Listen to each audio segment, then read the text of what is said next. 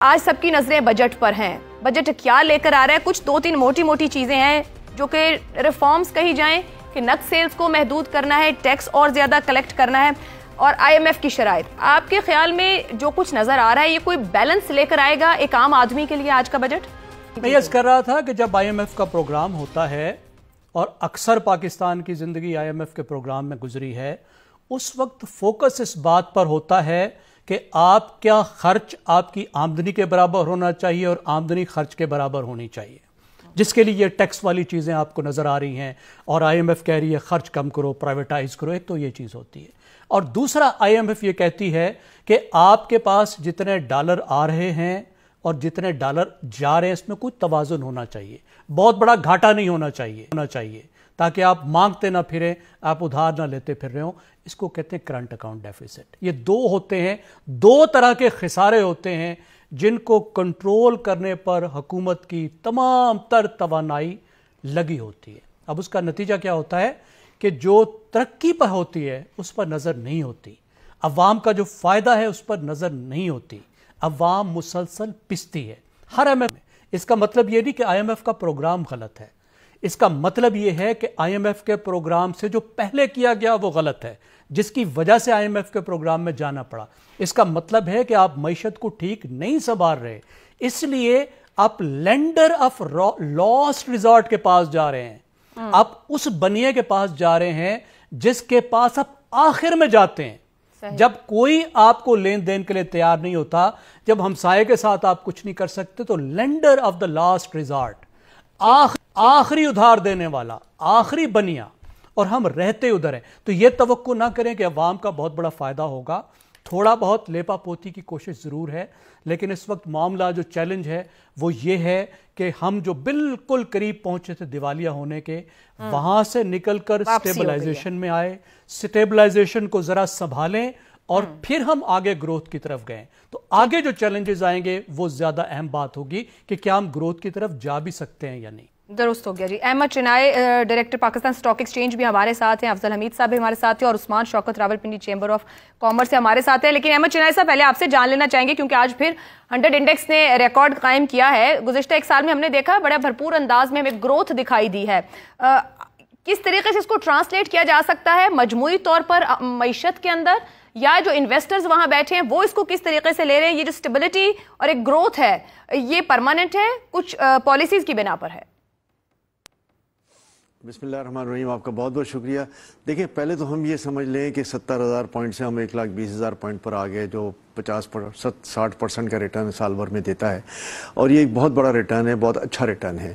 اچھا, اس کی کئی وجوہات ہیں. سب سے پہلے تو میں یہ کہوں گا کہ ملک کی جو اکنامک پالیسیز ہیں اس کی ایک سٹیبلٹی جو ہے وہ اس بات کی ہمیشہ گواہی دیتی ہے کہ پھر جب اکنامک پالیسیز سٹیبل ہوں اور لگ رہا ہو کہ جی آگے جا کے جو ہے وہ اکنامک گروتھ آئے گی, تو آٹومیٹکلی کارپوریٹ سیکٹر کی وائبلٹی سامنے آ جاتی ہے, اور انویسٹرز جو ہیں وہ اس کی طرف رخ کرتا ہے کہ جو لسٹڈ کمپنیز ہیں اس میں اپنی انویسٹمنٹ کریں, اور نہ صرف ڈیویڈنڈ ییلڈ لیں بلکہ کیپٹل ییلڈ بھی جو ہے وہ اس کو ملے. دوسرا سب سے فیکٹر جو ہمیں یہ بھی مد نظر رکھنا چاہیے کہ 22% پہ ہم 11% پر آ گئے, تو جو بینکوں میں ہمارا ڈپازٹس پڑا ہوا تھا, جو انویسٹرز کا ڈپازٹس وہاں تھا, وہ انہوں نے اس کو جو ہے وہ ڈائیورٹ کیا کہ یہ زیادہ لوکریٹو ہے کہ 11% پہ ایٹ لیسٹ ہمیں یہ تو ہے کہ 7-8% ہمیں کیپٹل ڈیویڈنڈ ییلڈ گارنٹیڈ ہے, اور مزید 10% جو ہے وہ کیپٹل ییلڈ بھی ہو سکتا ہے. تو یہ 18% زیادہ وائبل تھا, تو لوگوں نے اپنا سرمایہ جو ہے وہاں سے نکال کر یہاں لے کر آئے, اور اس میں بہتری ہوئی کہ جب 60% کے قریب آپ کو کیپٹل ییلڈ نظر آ رہا ہو سال بھر میں آن این ایوریج, اور اس کے بعد 7-8% ڈیویڈنڈ ییلڈ جو ہے وہ ضرور ملے گا, تو پھر یہ چیزیں جو ہیں وہ اسٹاک مارکیٹ کی بہتری کی طرف جاتی ہیں. اور اس میں ایک دوسرا عنصر جو ہمیشہ یہ آتا ہے کہ جو لسٹنگ آ رہی ہوتی ہے اس کو ایک بڑی پذیرائی ملتی ہے کہ لوگ جو نومولود بچہ ہے جو لسٹنگ پہ آتا ہے اس پرائس پہ جو ہے وہ ہمیشہ مارکیٹ میں انٹر ہونا چاہتے ہیں, تاکہ اس کا جو اپ سرج ہو 3-4 سال کا جو ملٹی فولڈ جا سکتا ہے, اس میں ان کو بینیفٹ بھی ملے, ان کو ڈیویڈنڈ کا بینیفٹ بھی ملے. تو یہ عنصر ہے جس کی وجہ سے ہم کہتے ہیں کہ اسٹاک مارکیٹ جو ہے وہ کیسے افیکٹ کرتی ہے کیپٹل گروتھ کو, یا لوگ جو ہے عام آدمی کیسے اس سے متاثر ہوتا ہے. تو عام आदमी इस तरह मुतासिर होता है कि जब लिस्टिंग होती है, इंडस्ट्रियलाइजेशन होती है, पैसे वहाँ जाते हैं, इंडस्ट्रीज़ बढ़ती हैं, तो ज़ाहिर है एम्प्लॉयमेंट भी क्रिएट होती है, लोगों को जॉब अपॉर्चुनिटीज़ भी मिलती हैं, और लोगों को जो है वो आम आदमी भी अगर स्टॉक एक्सचेंज में आके इन्वेस्ट करता है तो उसको उसके पैसे का सही रिटर्न मिल जाता है। चिनाई साहब, आपको लगता है ये कंटिन्यू करेगी? आप जिस कॉन्फिडेंस और स्टेबिलिटी की बात कर रहे हैं, आने वाले 25-26 के अंदर आप इसकी कंटिन्यूएशन देखते हैं?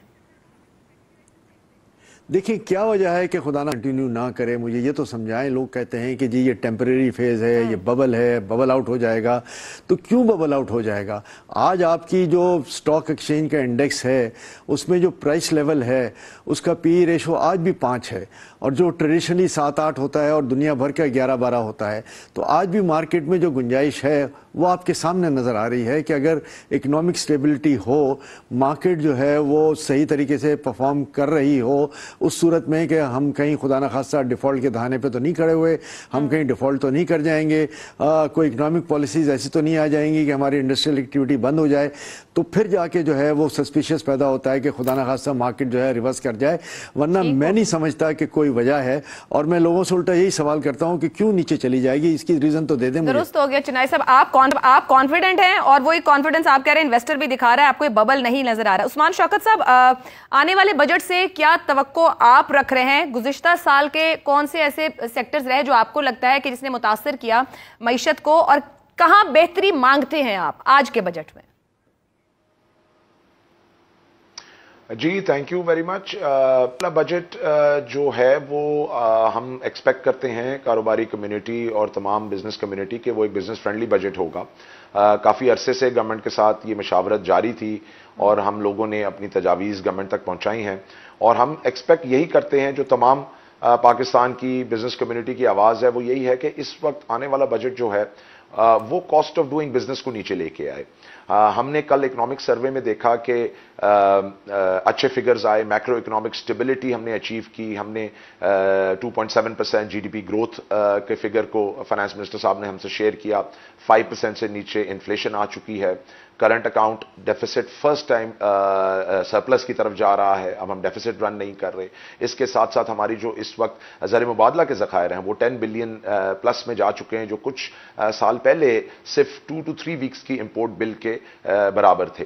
तो ये सारी चीज़ें ये इंडिकेट कर रही हैं कि मैक्रो इकोनॉमिक स्टेबिलिटी मौजूद है, और अब इस वक्त जैसे कि अहमद चिनॉय साहब ने भी फरमाया कि हमें फ्यूचर ग्रोथ ट्रैजेक्टरी को देखना है, और आज का जो बजट है हम उसमें यही एक्सपेक्ट करते हैं कि जो फ्यूचर के सेक्टर्स हैं, जो एक्सपोर्ट लेड सेक्टर्स हैं, उनके लिए ऐसी इकदाम लिए जाएंगे जिससे उन सेक्टर्स को मजीद तकवीत मिल सके, वो इन्हांस हो सके। फॉर एग्जांपल कल हमें पता लगा कि आईटी ने हमारी ये जो रेमिटेंसेस और हमारी जो एक्सपोर्ट्स भी बढ़ी हैं इन द लास्ट ईयर, उसमें आईटी का काफ़ी किरदार था। $500 बिलियन के करीब आईटी के रेमिटेंसेस आए हैं। तो लिहाजा हम उम्मीद करते हैं कि इस कमिंग बजट में आईटी जैसे सेक्टर्स, फ्यूचर के जो हमारे सेक्टर्स हैं, एक्सपोर्ट के जो सेक्टर्स हैं, उनको मराद दी जाएंगे। और साथ साथ हम ये भी चाहेंगे कि जो हमारी एक्सपोर्टर्स हैं उनको टैक्स की सहूलियात दी जाएं। वो लोग जो इंपोर्ट सब्स्टिट्यूशन कर रहे हैं, मुल्क में इंपोर्ट कम कर रहे हैं, दुरुस्त कह रहे हैं बिजनेस फ्रेंडली और कॉस्ट ऑफ डूइंग बिजनेस कम होना चाहिए।